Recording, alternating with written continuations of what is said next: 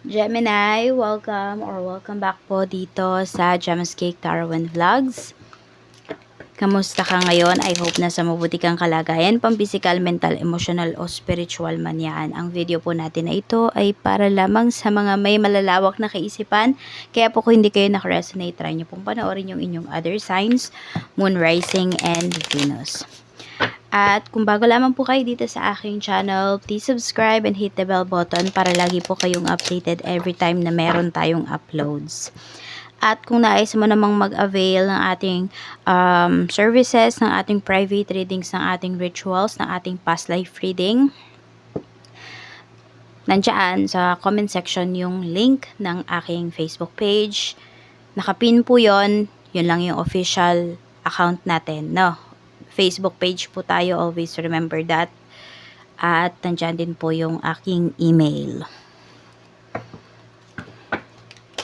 Kung nais mo naman mag-avail ng ating charms, ganun din po yung gagawin mo. Direct message ka dyan sa ating Facebook page. So, para saan nga ba itong ating Evil Eye Amulet Necklace at ang ating Cures Bracelet. So, pangontra po yan sa kulam, sa barang, sa sumpa, sa mga nag-evil eye po sa inyo, sa mga may galit sa inyo. Ayan, makikita nyo dyan kung sino ba yung may galit sa inyo. Totoong mahal ba kayo ng isang tao? Sino ba yung naiinggit sa inyo? Pwede rin kayong mag-wish. Pangontra din po yan sa malakihang aksidente.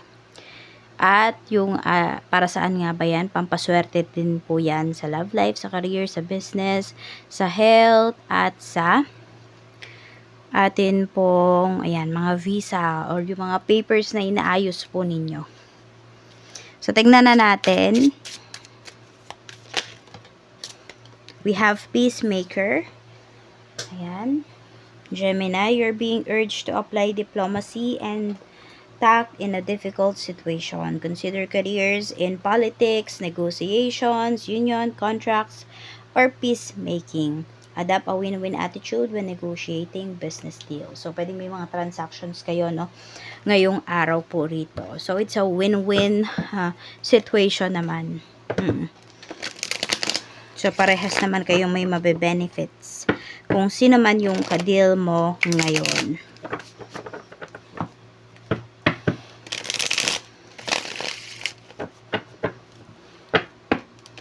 Marami dito pwedeng magaling kayo mag-sales to. Alam nyo kung paano pa iikutin yung isang conversation. Tingnan natin, ano pa yung mensahe para sa'yo. We have Queen of Wands. Ayun nga, sabi ko nga, no, marami sa inyo dito magaling kayo mag-sales talk. You're very confident sa mga sasabihin mo ngayong araw na to. Kaya kung may ka-deal ka man, hindi din siya magdadalawang isip na umoo sa'yo. O, kasi nafe-feel niya na, uy, may katotohanan yung sinasabi sa akin ni Gemini. Yung tipong ganyan. Tignan natin. We have Two of Swords. Pagdating naman po ito sa kaperahan, we have Temperance. May two source of income ba kayo rito? Page of Pentacles. Okay, so ang pinapakita lang kasi dito, meron yung iba sa inyo, meron kayong pinag-aaralan or meron kayong, sabihin natin, ano ba tawag doon, ininvestan, no, namuhunan yung iba po sa inyo. So, ang sinasabi, hintay-hintay lang daw kayo kasi, ayan, hintay-hintay lang kayo, huwag kayong mainip pagdating dito sa bago nyong pinuhunanan, negosyo, investment, ano man yan, kasi, ano pa daw siya working pa siya, okay? Lumalakad pa yan. May progress naman na nangyayari. So, may makukuha naman po kayo dyan. May mabe-benefit kayo dyan. Kaya lang, ang sinasabi sa inyo rito is huwag kayong magmamadali dun sa mga perang ininvest po ninyo. Tapos, meron din pala, ayan, nagpapaaral with this energy. So, pwedeng, ano po, no? Pwedeng dalawa o tatlo yung pinag-aaral ng iba sa inyo. So, ang nakikita ko lang dito is meron kang hinihiling sa kanila. Ayan, mag-aral silang mabuti. So, kayo ba yung tipo ng tao na pag may hiniling yung isang tao, hindi nyo agad binibigay, kailangan meron yung kapalit. Kahit sabi natin na hindi ka naman magbe-benefit, pero gusto mo na paghirapan ng tao na yun yung gusto niyang makuha, yung ninanais niya, no? So, pwedeng ganun ka sa mga anak mo. Oo, kunwari, nagkaroon sila ng honor, o kaya pumasa sila sa exam. Yung tipong ganun, meron kang papremyo sa kanila, may reward ka sa kanila, ganyan. Sa career, we have Ace of Swords, Seven of Cups. So, meron po dito, yung dream career ninyo, makukuha nyo na yan, makakapasok na kayo sa company. Ayan po. Meron din pinapakita rito na new contract. Ayan po.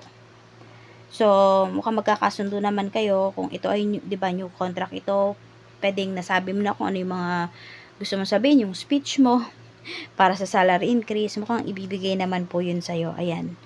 Kaya lang, hindi siya parang isang bigla. Pero ibibigay yan sa'yo. We have Page of Cups. Ingat lang din kayo dito sa inyong trabaho, sa career ninyo. Kasi merong tao dito na parang hindi kanya sineseryoso. Yan. So, pwedeng sa hindi pagseryoso sa'yo nung tao na yon, malaki yung maging impact doon sa position mo. O kasi pwede kanyang traitor rin. Ayan, may pang-traitor din kasi na pinapakita rito. So, tignan mo yung sino ba dyan yung laging mabait sa'yo, ganyan. Laging dumidikit sa'yo kasi pwedeng meron yung gustong malaman. Diba? Paano ba yung atake mo pagdating sa trabaho? Sa business naman po, we have Knight of Cups. We have Three of Wands. So, nagpapahanap ba yung iba sa inyo dito ng bagong pwesto? Or kayo mismo yung naghahanap? We have Eight of Pentacles. So, tuloy-tuloy naman daw po ewan ko ba, parang may pinaghahandaan kasi kayo dito. I don't know kung kayo ba ay mag-expand ng inyong business or naghahanap kayo dito kasi naghahanda kayo, mapapaalis ba yung iba sa inyo dyan sa pwesto ninyo. So, tuloy-tuloy naman daw po ang serbisyo ninyo ngayong araw na ito, Gemini. Wala namang magiging problema. Actually, smooth naman Meron lang kayong iniisip dito. Or siguro ideas nyo to. Okay? Na hindi nyo pa mapagtuunan ng pansin kasi busy pa kayo sa inyong negosyo. Pero looks like may someone dito na may aalok sa'yo, ganyan, or tutulungan ka. Tignan natin kung genuine ba yung pagtulong sa'yo ng tao na yon. King of Cups, Seven of Wands. Gusto ka talaga niyang tulungan. Queen of Pentacles. Nakikita niya kasi yung potential mo. And sabihin natin, syempre, diba, pwedeng may matulong ka rin talaga sa kanya. Pero yung something like naman, pababagsakin ka ng taong yan, walang ganun. Okay, gusto ka lang niya talagang tulungan dun sa bagay na hindi mo mapagtuunan ng pansin ngayon because of your negosyo. Sa love life naman, tignan natin.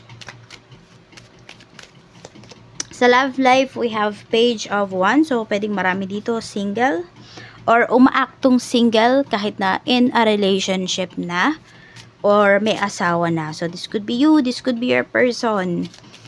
Tignan natin kung ano pa yung mensahe. We have the dragonfly. Ayan, malalaman mo talaga. Meron dito nagpapanggap na single kahit na meron naman ng asawa. Ayun, oo, totoo nga. Ayan, So, ingat din kayo kasi baka mamaya kayo yung nabobola ng tao na to. 'Di ba? Sinasabi niya na single siya, yet meron na pala siyang asawa or karelasyon. Kaya, do some background check always kapag meron kayong nakakausap, meron kayong nakikilala, may gustong mag-enter sa life ninyo. Check natin ang health mo, Gemini. We have Five of Wands. So, some of you, parang maraming sumasakit sa katawan po ninyo. Mga nananakit, balikat, more on bones ang pinapakita rito. Bones or joints, ayan po. Pwede rin mga muscles po ninyo. Tapos, ingat lang din kayo kasi pwedeng meron dito more on pisikalan. Okay? Baka may makaaway kayo at maging pisikalan yung away ninyo nung mga taong to. Eight of Cups, dapat mong pagtuunan ng pansin is yung mga bagay talaga na may mabe-benefit ka. Yun yung sinasabi rito. So, kung wala ka doon nabe-benefit sa isang sitwasyon, sa isang relasyon, sa isang bagay, just let go. Ibig sabihin, hindi yan para sa'yo. Mauubos ka lang dyan kapag ganyan. Eight of Swords, dapat mong iwasan mga chismis. Okay? And also, iwasan mo rin na magpakamartir. Ayun yung sinasabi rito. Kung may napapansin na kayo na red flags towards other people, hindi lang yan about sa relationship ha. I mean, hindi lang yan about sa romantic relationship. Could be sa friendship, sa mga ganyan. Kung may napapansin kayo ng mga red flags, just let go. Huwag daw kayo magbulag-bulagan dito. Tingnan natin. Okay, so tapos na pala. Maraming salamat. Gemini, if umabot ka sa part 2 ng video natin, mag-wish ka na 3 wishes about lang po sa career, sa business, or sa kaperahan, okay? Tsaka na yung about sa love life, sa health, etc. Focus muna tayo sa iyong kaperahan. Sa abundance, sa wealth, prosperity. 3 wishes lang po.